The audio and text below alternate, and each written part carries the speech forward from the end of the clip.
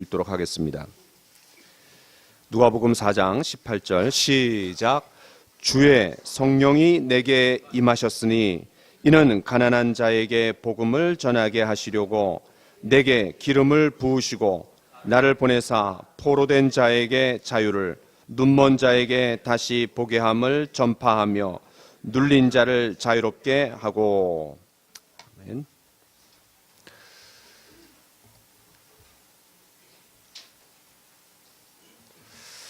한 노인이 있었습니다.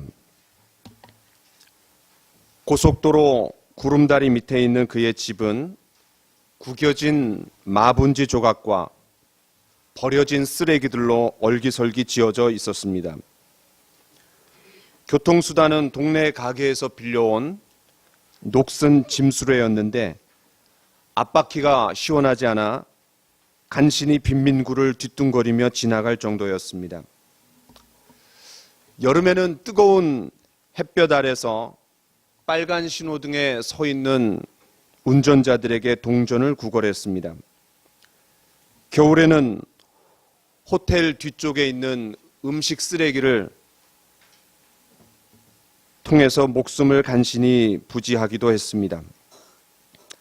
매섭게 추운 어느 겨울날 이 노인은 평상시 늘 들리던 곳을 찾지 않았습니다. 처음에는 아무도 눈치를 채지 못했습니다. 만일 알았다 하더라도 진눈깨비가 내리고 매서운 바람이 부는 궂은 겨울날 이 외로운 노인을 찾아 나설 사람은 사실 아무도 없었습니다. 이틀이 지나서 누군가에 의해 이 노인이 발견되었습니다. 폐렴으로 말라빠진 쇠약한 육체가 차가운 시체가 되어서 마분지 조각으로 된 집에 누워 있었습니다. 주위에는 몸을 따뜻하게 하려고 방패막이로 삼은 신문지 조각만 너저분하게 뒹굴었습니다. 검시관이 사체 검시를 하다가 이 노인의 오른손에 뭔가 꽉 움켜쥐고 있는 것을 발견했습니다. 그리고 의아해하면서 손을 펼쳐보았더니 놀랍게도 은행 금고의 열쇠였습니다. 처음에는 이 노인이 열쇠를 거리에서 주웠거나 훔쳤을 거라고 생각했습니다. 그러나 조사를 해보니까 그 금고 열쇠는 수년 전에 이 노인의 이름으로 직접 발행된 것이었습니다. 2주 후 변호사들이 그 금고를 열어서 발견한 내용들을 그 도시의 신문 제1면에 대서특필했습니다.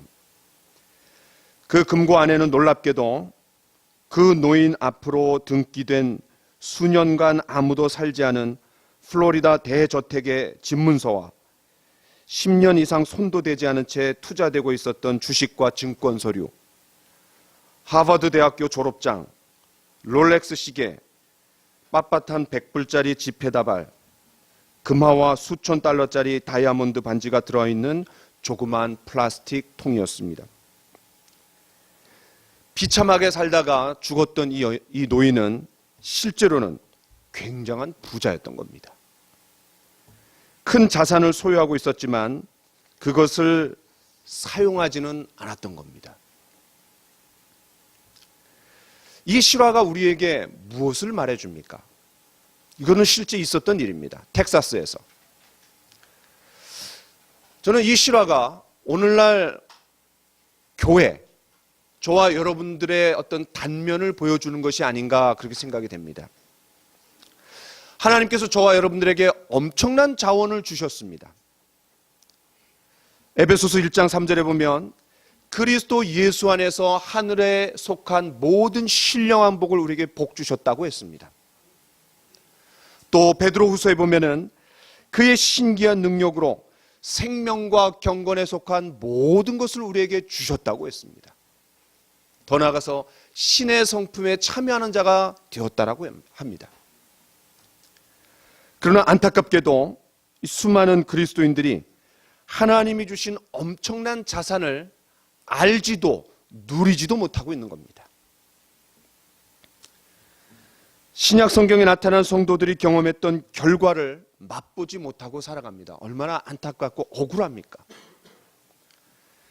일상생활에서 겪는 수고와 시련들을 겨우겨우 견디어 나가는 정도, 또 상처투성이인 세상을 향해서는 힘을 쓰지 못하는 그런 상황 가운데 살아갑니다. 하지만 여기에 하나님께서 우리 모두에게 주신 초자연적인 자원의 열쇠가 있습니다. 그 열쇠가 뭡니까? 그 좋은 것은 바로 성령이십니다. 우리가 지난주 말씀에서 하나님께서 구하는 자에게 좋은 것을 주시겠다고 했습니다. 그런데 그 좋은 것의 베스트는 성령입니다. 오늘 성령 시리즈 말씀 네 번째 시간을 통해서 우리가 성령에 대해서 조금 더 깊이 더 알고, 우리가 성령에 관한 여러 가지 상징 언어들을 통해서 우리 성령의 특성을 더 잘 이해하게 되는 시간이 되기를 간절히 축원합니다. 성경에서 이 성령을 묘사할 때 다양한 상징 언어들을 씁니다. 왜냐하면 그런 상징 언어, 이미지들을 통해서 성령에 대해서 더 잘 이해하도록 돕는 겁니다. 물론 성령을 상징하는 이미지들이 성령의 이름 그 자체는 아닙니다. 그러나 이런 상징들이 성령의 속성을 잘 드러내기 때문에 이 성령의 이름과 유사한 특성을, 기능을 가진다고 해도 무방합니다. 자, 그럼 제가 한번 질문 한번 해보겠습니다. 여러분, 성령 하면은 어떤 상징, 어떤 이미지들이 먼저 떠오르세요? 네. 불, 또 바람, 또 여러분, 현수막이 바뀌었는데, 예, 바람, 불, 다른 언어 멋있죠? 예, 별로 안 멋있으세요? 예. 근데 저기 이제 비둘기가 딱 있어요. 그러니까 비둘기. 또 어떤 게 있죠? 또 어떻겠습니까? 예? 기쁨. 또요. 여러분이 말씀하신 대로 바람, 불, 비둘기, 그 다음에 물, 그 다음에 기름. 그렇죠? 아마 이런 것들이 아마 대표적인 그런 상징인 것 같습니다. 물론 그 외에도 더 있습니다. 그러나 가장 대표적인 것을 꼽으라면 이 5가지입니다. 그런데 우리가 이제 불에 대해서, 바람에 대해서는 2주 전에 좀 살펴봤습니다. 그래서 오늘은 나머지 3개, 물, 기름, 그리고 뭐예요? 비둘기에 대해서 좀 살펴보려고 해요. 자, 먼저는 비둘기입니다. 성령을 묘사할 때 늘 동반되는 이 새는 비둘기입니다. 많은 사람들이 성령 이퀄 비둘기라고 이렇게 하나의 공식처럼 여기게 된 것은 바로 이 구절 때문에 그렇습니다. 같이 한번 읽어볼까요? 시작. 예수께서 세례를 받으시고 곧 물에서 올라오실 새 하늘이 열리고 하나님의 성령이 비둘기같이 내려 자기 위에 임하심을 보시더니, 예, 이 말씀 때문에 성령 하면 비둘기라는 하나의 공식처럼 여기게 됩니다. 여러분, 성경에서 비둘기가 가장 먼저 등장하는 곳은 어딘지 아세요? 노아의 방주 때입니다. 사실은 더 먼저 등장한 새는 까마귀입니다. 노아가 이 홍수 심판으로 인해서 온 세상이 그냥 물에 잠겼을 때 이 물이 다 말랐는지 확인하기 위해서 까마귀를 보냅니다. 근데 그 까마귀가 돌아오지 않아요. 그래서 보내는 것이 바로 비둘기입니다. 이 비둘기가 돌아올 때 뭐를 물고 왔죠? 감람나무 새 잎사귀를 탁 물고 옵니다. 이 비둘기가 몰고 온 것은 그냥 잎사귀가 아니라 희망을 물고 온 겁니다. 그래서 이 땅이 마른 줄 알고 노아와 그 가족이 이 방주에서 나와서 새로운 세상을 열기 시작합니다. 또 이 비둘기는 이스라엘 백성들이 하나님 앞에 희생 제물을 드릴 때 소도 드리고 양도 드리고 염소도 드리고 그 중에 하나가 뭡니까? 비둘기입니다. 특히 이 비둘기는 가난한 사람들이 드리는 예물이었습니다. 그래서 예수님께서도 그 부모들이 이 비둘기를 드렸어요. 그러니까 그런 걸 보면은 예수님의 가정이 가난했다라는 걸 우리가 알 수 있습니다.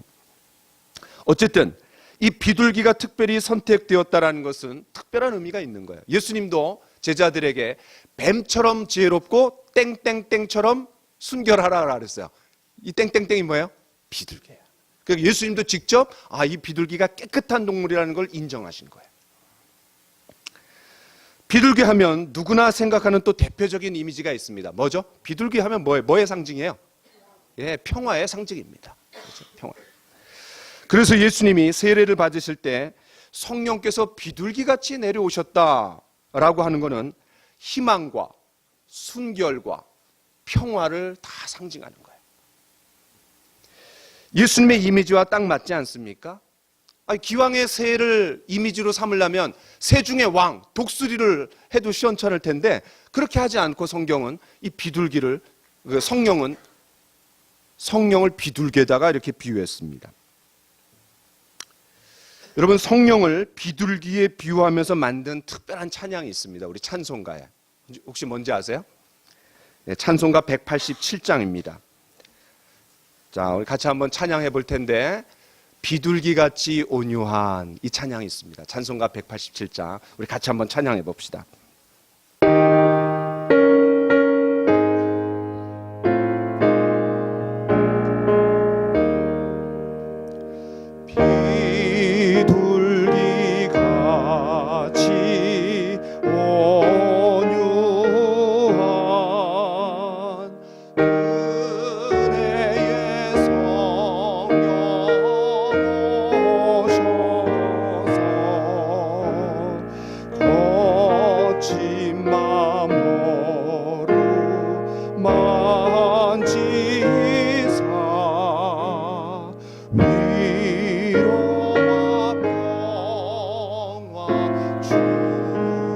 다시 한번 찬양합시다.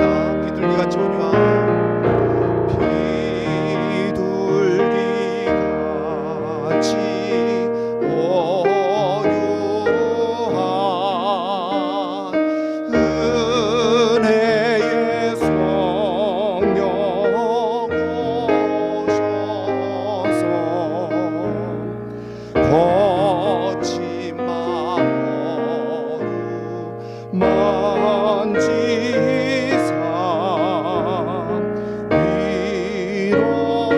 평화 주소서. 너무 좋은 찬양입니다.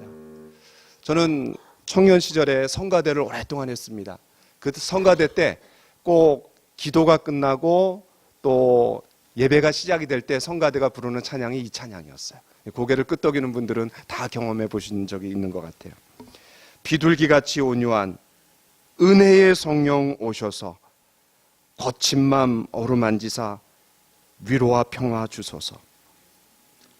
저는 이 찬양에서 거친 맘 어루만지사 위로와 평화 주소서, 참 이게 너무 마음에 와닿습니다.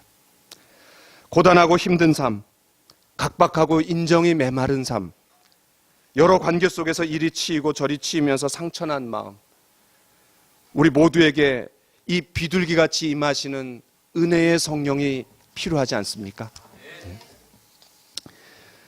우리의 거칠고 상처난 마음 속에 성령께서 친히 찾아오셔서 저와 여러분들의 거친 마음 어루만져 주시기를 간절히 축원합니다.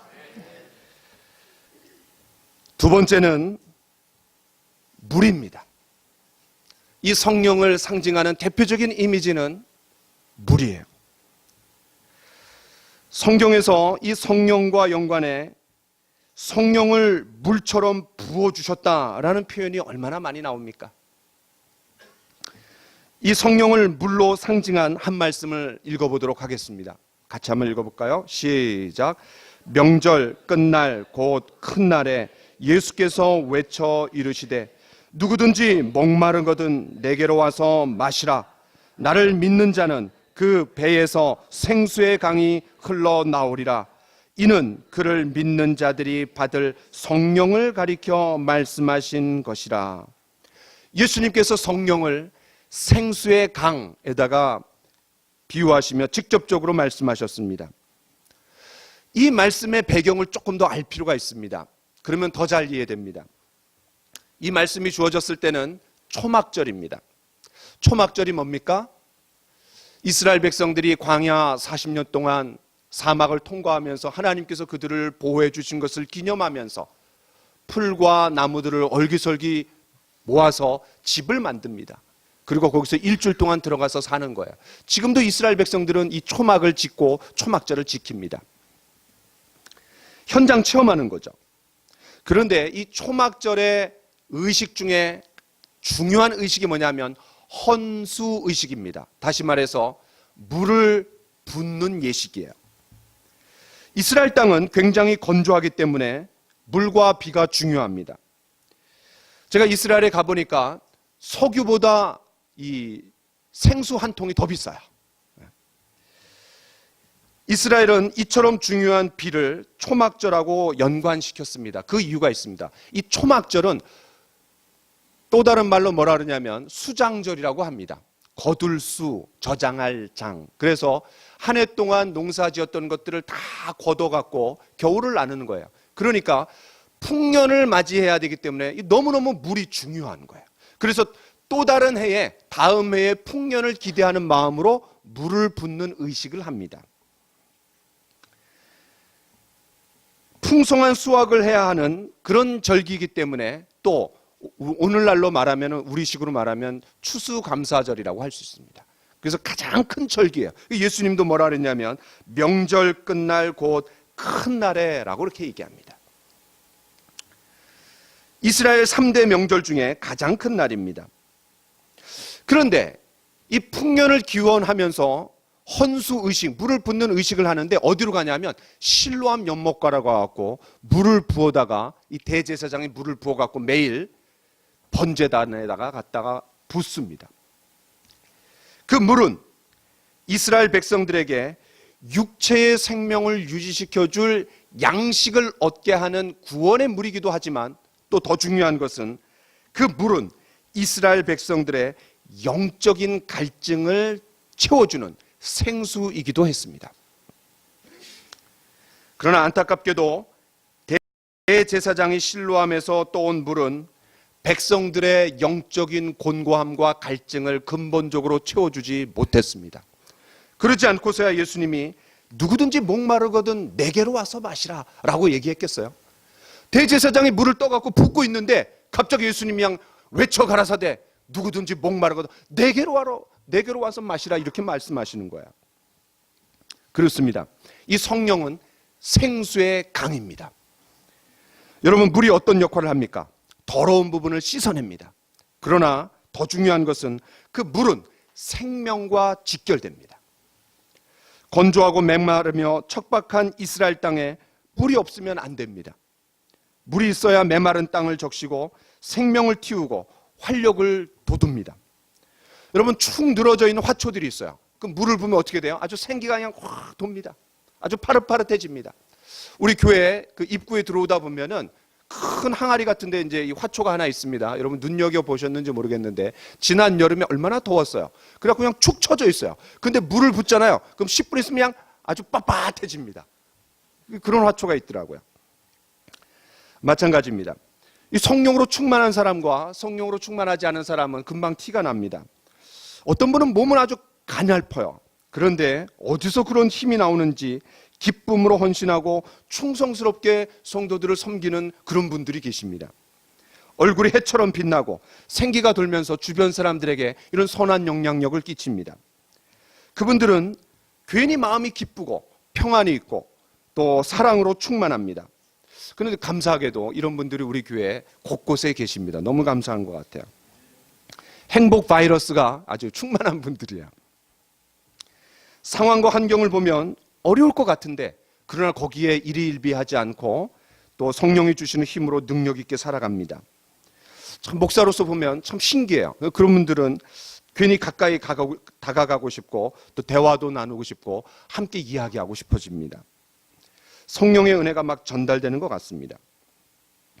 그런데요, 성경에서 이 성령을 고인 물에다가 비유한 적은 한 번도 없습니다.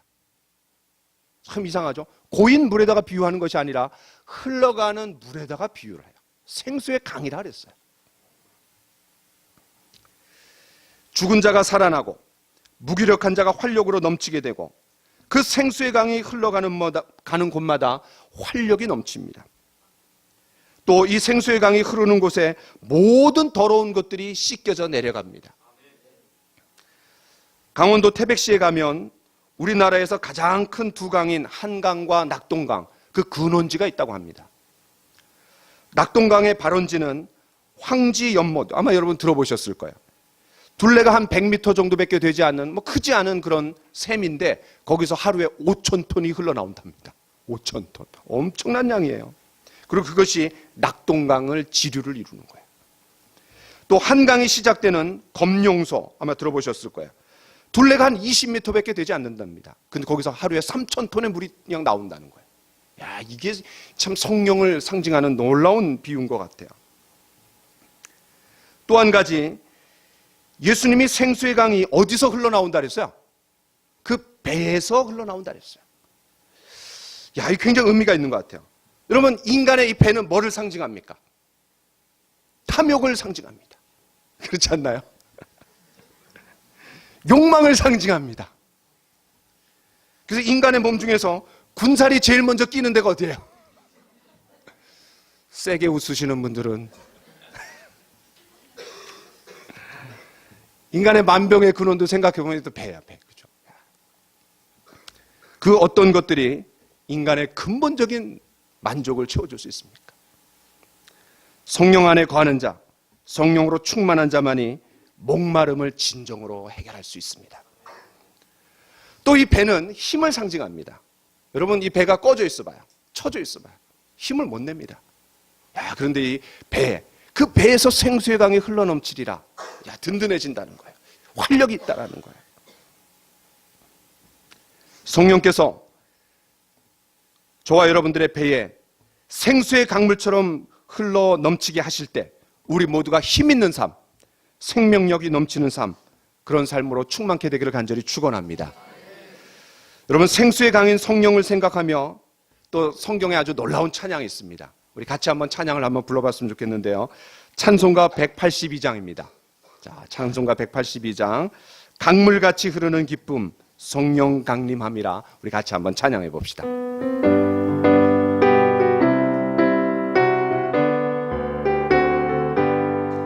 강물같이 흐르는 기쁨, 성령 강림함이라.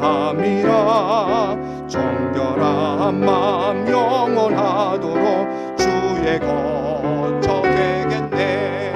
주님 주시는 참된 평화가 내 맘속에 넘치네. 주의 말씀에 거센 분당도 잠잠하게 되도다. 나의 생명 소생케 되는 성령이 마심이라. 모든 의심 슬픔 사라져 주의 정감 넘치네. 주님 주시는 참된 평화가 내 맘속에 넘치네. 주의 말씀에 거센 풍랑도 찬란하. 하늘에서 담비 내리고, 하늘에서 담비 내리고, 햇빛 찬란함같이 우리 마음에 성령이 많이 주님 보. 생명신에 넘쳐 흘러서, 생명신에 넘쳐 흘러서 마른 광야 적시니 의의 열매 무르익어서 주수를 기다리네. 주님 주시는 참된 평화가 내 맘속에 넘치네. 주의 말씀에 거센 풍랑도 잠잠하게. 주님 주시는 참된 평화가, 주시는 참된 평화가 내 맘속에 넘치네. 그 말씀에 거센 풍랑도 잠잠하게 되도다. 얼마나 놀랍습니까? 이번에 성령 시리즈 이 말씀을 준비하면서 다양한 복음성가 또 찬송가의 성령에 관한 찬송들을 불러보는데 너무 은혜가 되는 거야. 저는 밥 먹을 때마다 이 성령과 연관된 찬양을 틀어놓습니다. 우리 가족들이 같이. 너무너무 은혜가 돼요. 성령께서 임하실 때 일어나는 역사를 얼마나 잘 묘사하고 있습니까? 생수의 강 같은 성령이 저와 여러분 우리 교회에 넘쳐 흘러나기를 간절히 축원합니다. 마지막으로 기름입니다. 이 성령에 대한 상징 중에 많이 사용되는, 그리고 교회 안에서 많은 사람들이 또 이렇게 표현합니다. 성령이여 기름 부어 주옵소서. 성령의 기름 부음, 이런 표현들을 우리가 많이 씁니다. 그래서 이 기름은 성령하고 아주 직결됩니다. 이 표현이 나오게 된 배경이 오늘 본문입니다. 자, 우리 같이 다시 한번 읽어보겠습니다. 시작. 주의 성령이 내게 임하셨으니 이는 가난한 자에게 복음을 전하게 하시려고 내게 기름을 부으시고 나를 보내사 포로된 자에게 자유를. 이사야 61장의 1절 말씀이 이 말씀입니다. 그런데 예수님께서 이 말씀을 인용하시면서 당신의 사명 선언문을 외치는 것이 바로 누가복음 4장입니다. 마귀에게 시험을 받으시고 이제 본격적으로 사역으로 뛰어들어가실 때 성령께서 기름 부으시고 가난한 자에게 복음을 전하게 하시고 포로된 자에게 자유를 주시는, 해방하시는 이런 사역을 성령의 역사로 하신다라는 것을 선포하는 놀라운 구절입니다. 그런데 이 말씀에서 그 성령의 임하심을 어떻게 비유했냐면 기름이 부어졌다 이렇게 표현하는 거예요. 기름 붓듯 성령이 임하셨다. 베드로도 고넬료에게 복음을 전하는 과정에서 그 예수님의 공생애를 표현할 때 이렇게 표현합니다. 우리 같이 한번 읽어보겠습니다. 시작. 하나님이 나사렛 예수에게 성령과 능력을 기름 붓듯 하셨음에 그가 두루 다니시며 선한 일을 행하시고 마귀에게 눌린 모든 사람을 고치셨으니 이는 하나님이 함께 하셨음이니라. 그렇습니다. 성령은 기름 그 자체가 아닙니다. 기름 붓듯 하셨음에 라고 한 것에 주목해 보십시오. 마치 기름을 붓듯 성령께서 임하셨다라는 거예요. 여러분, 구약 성경에서 기름은 굉장히 중요합니다. 성막에 각종 도구들이 있습니다. 그것을 특별히 구분해서 성별할 때 기름을 발랐습니다. 그런데 이런 도구들만 기름을 발라서 성별한 게 아니라 사람도 구분해서 성별할 때 기름을 부었습니다. 자, 그런 말씀을 한번 보겠습니다. 같이 읽겠습니다. 시작. 너는 또 님시의 아들 예후에게 기름을 부어 이스라엘의 왕이 되게 하고 또 아벨 무홀라 사밧의 아들 엘리사에게 기름을 부어 너를 대신하여 선지자가 되게 하라. 여기서 너가 누군지 이제 아셨죠? 엘리야입니다. 그 엘리야는 북이스라엘의 선지자였어요. 그래서 다음 왕인 예후에게 기름을 부으라는 거예요. 그리고 이제 엘리야가 불병거를 타고 하늘로 올라가기 때문에 엘리사에게 전수하라는 거예요. 그럴 때 기름을 붓는 거예요. 그런데 이 말씀 놀라워요. 왜냐하면 한 구절 안에 왕에게 기름 붓고 선지자에게 기름 붓고 성경에 그런 구절이 없습니다. 이게 딱 그냥 나와 있는 거예요. 성령의 기름 부음과 연관해서 더 잘 아는 저와 여러분들이 알고 있는 하나의 상식이 있습니다. 그것은 바로 예수 그리스도입니다. 여러분, 그리스도라는 말이 무슨 말입니까? 기름 부음을 받은 자라는 뜻입니다. 기름 부음을 받은 자. 구약의 왕과 선지자와 제사장들에게 기름을 부었습니다. 그런데 성령이 비둘기같이 성령께서 임하셔서 예수님이 왕과 선지자, 제사장의 역할을 하시는 거예요. 그래서 예수 그리스도라는 말을 쓰는 겁니다. 그리스도는 히브리어의 메시아, 기름 부음을 받은 자, 히브리어의 메시아를 헬라어로 바꾼 말입니다. 똑같은 말이에요. 자, 지금까지 기름이 어떤 경우에 부어지는지 우리가 이제 확인했습니다. 그렇다면 이러한 배경을 우리가 깔고 그러면 성령의 기름 부음이라는 게 무슨 말이냐? 성령이 우리에게 기름 부어 주옵소서. 그런 표현들을 쓸 때 그 성령의 기름 부음의 의미를 좀 우리가 자세히 좀 살펴보려고 합니다. 사사나 왕들이나 선지자나 제사장들이 하나님께서 부여하신 어떤 책임을 감당해야 했습니다.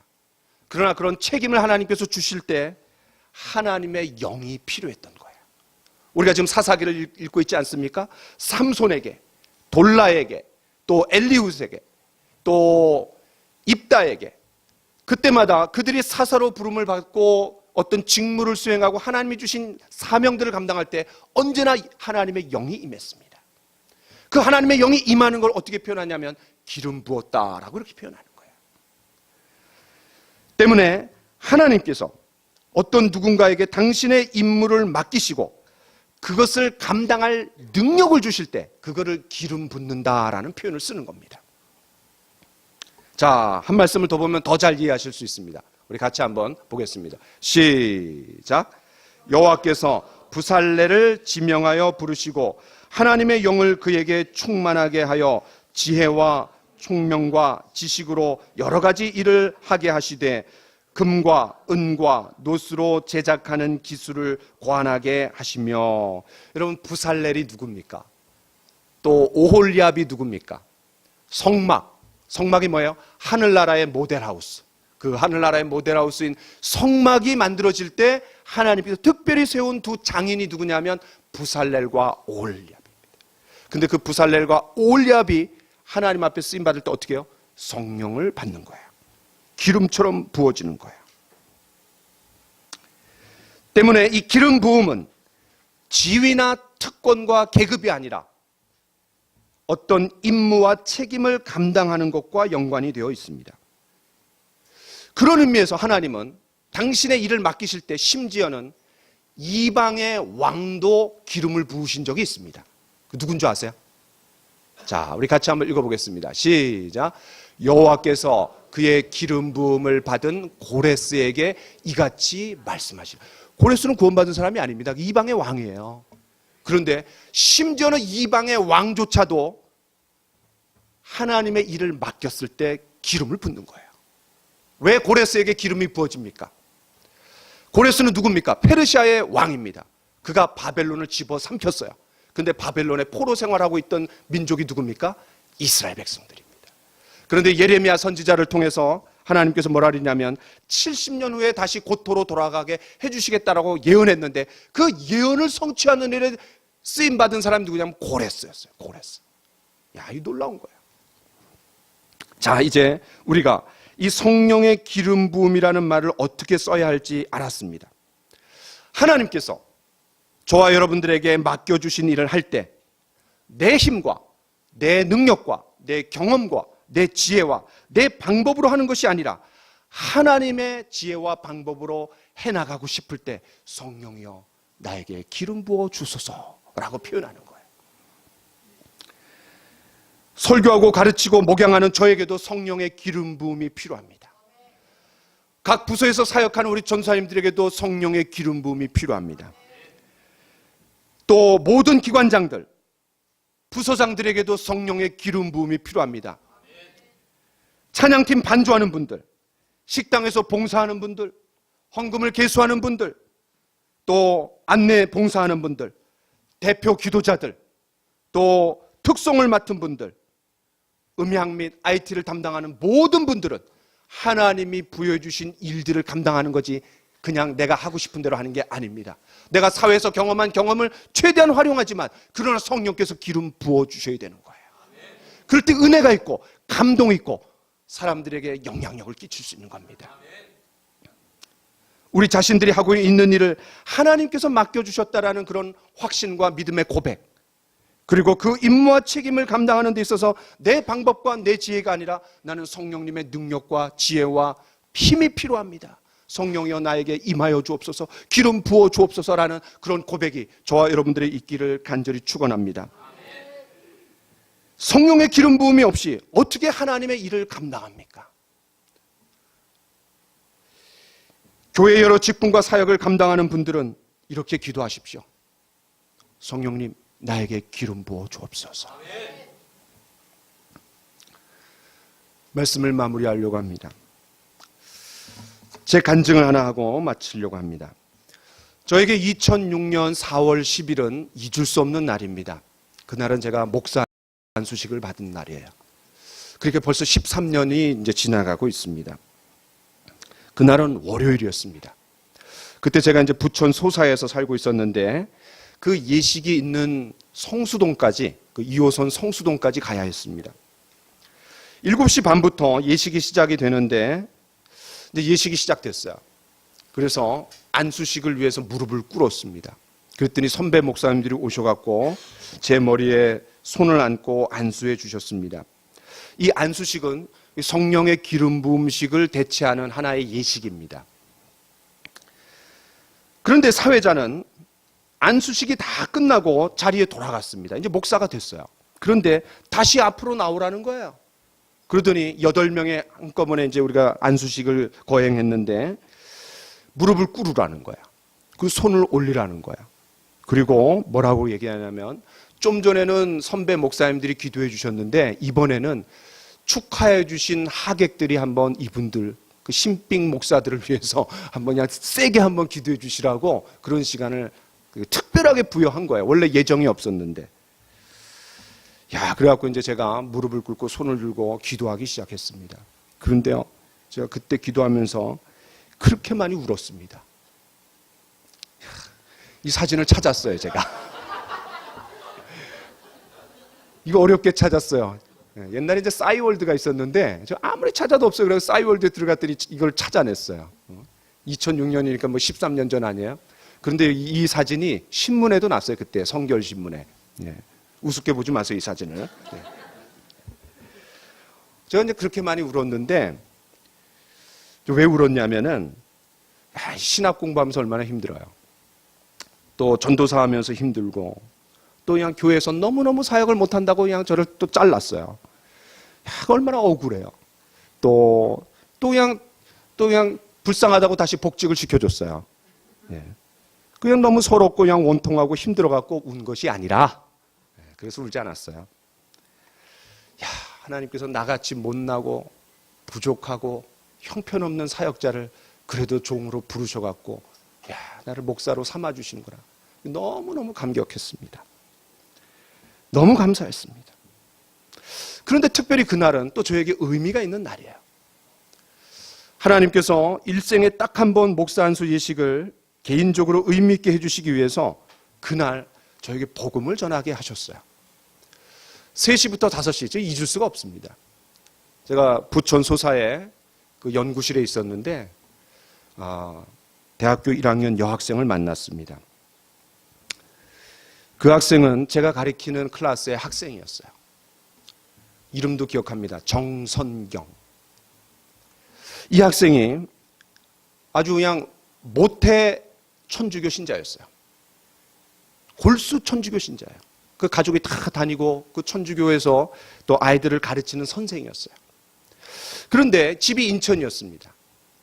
근데 이제 자기가 학교를 가려다 보니까 이제 서울신학대학교가 있어갖고 유아교육과에 들어왔어요. 유아교육과. 근데 이제 처음에 올 때는 내가 뭐 가톨릭이더라도 개신교 신학교니까는 잘 적응하는데 문제가 없겠지. 같은 하나님을 믿으니까. 그러고 왔습니다. 근데 막상 와 보니까 한 학기에 한 번씩 뭐가 있냐면은 신앙 부흥회가 있어요. 신학교에는. 근데 학생들이 그냥 찬양하고 방언하고 막 울면서 기도하고 이런 거 보니까 깜짝 놀란 거예요. 자기는 그런 걸 본 적이 없어. 너무 갈등이 돼갖고 자기가 학교를 그만둬야 되겠구나. 그런 마음이 들어갖고 이제 저를 찾아온 거예요. 그리고 이제 이런저런 얘기를 나누다가 제가 이제 뭐라 그러냐면, 야, 천주교랑 기독교랑 차이점이 뭐냐 이런 것부터 시작하지 않고 공통점이 뭐냐. 니네 천주교도 그렇고 개신교도 그렇고 공통점이 예수님 아니냐. 그러면서 이제 예수님에 대해서 얘기했어요. 근데 놀랍게도 이 자매가 예수님을 영접하지 못했어요. 그래서 제가 어떻게 해요? 복음을 전했습니다. 2시간 동안 복음 전해갖고 쩔쩔쩔쩔 맸어요. 놀랍게도 이 자매가 그날 예수님을 영접하고 구원받았어요. 그해 송구영신 예배를 앞두고 막 교회를 가려고 하는데 이메일이 탁 왔어요. 그 이메일을 열어봤더니 그 정성경이라는 학생이 저한테 이메일 보낸 거예요. 그 이메일에 뭐라고 이제 얘기하냐면은 제가 조금 읽어드릴게요. 안녕하세요. 저 유아교육과 선경이에요. 그동안 연락 자주 못 드려서 죄송해요. 뭐 6개월밖에 안 됐는데 뭐 연락 자주 못 드렸네. 잘 지내셨어요?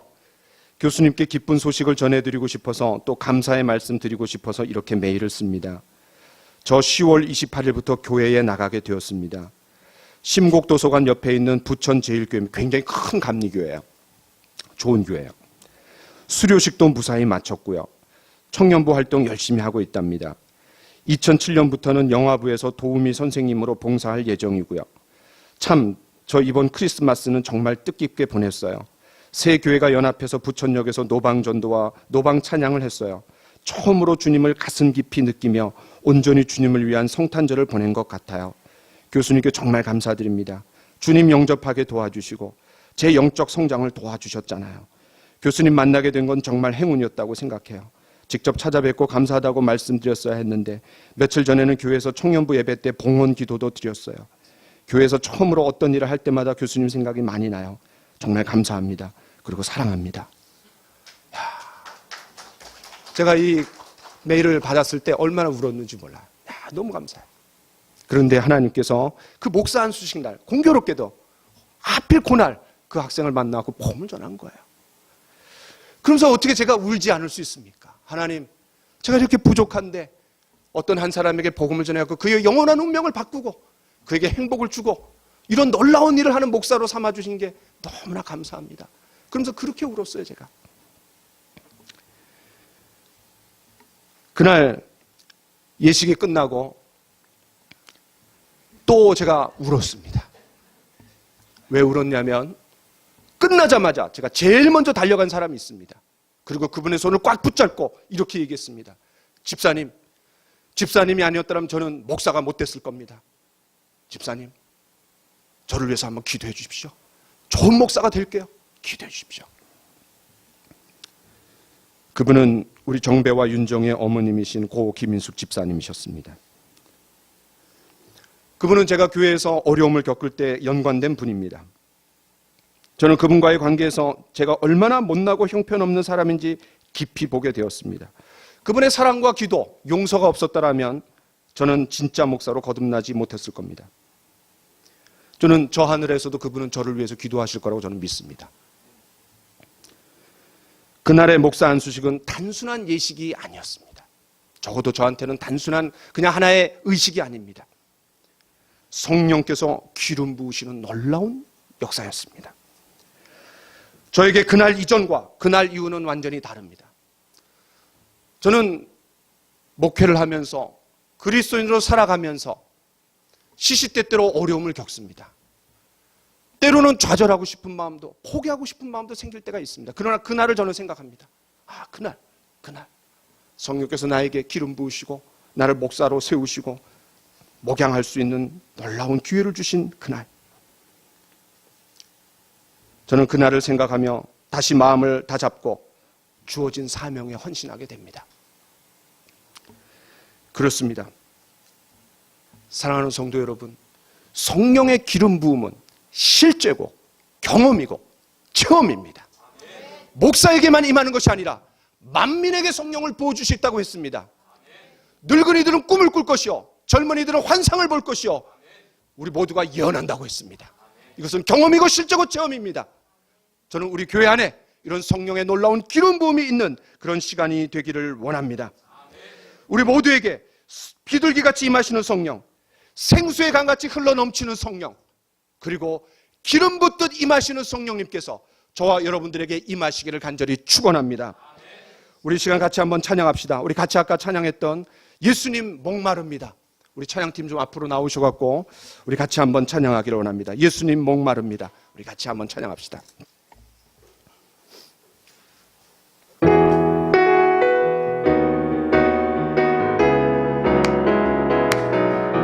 우리 들은 말씀을 기억하면서 주님, 저는 성령의 기름 부음 목마릅니다. 같이 찬양합시다. 예수님 목마릅니다. 오시어 기름 부으소서. 주님을 사모합니다. 오셔서 채워주소서. 성령의 불로 성령의 불로 임하소서. 임하소서. 성령의 불로 성령의 불로 기름 부으소서. 임하소서. 예수님 목마릅니다. 네. 오시어 기름 부으소서. 주님을 사모합니다.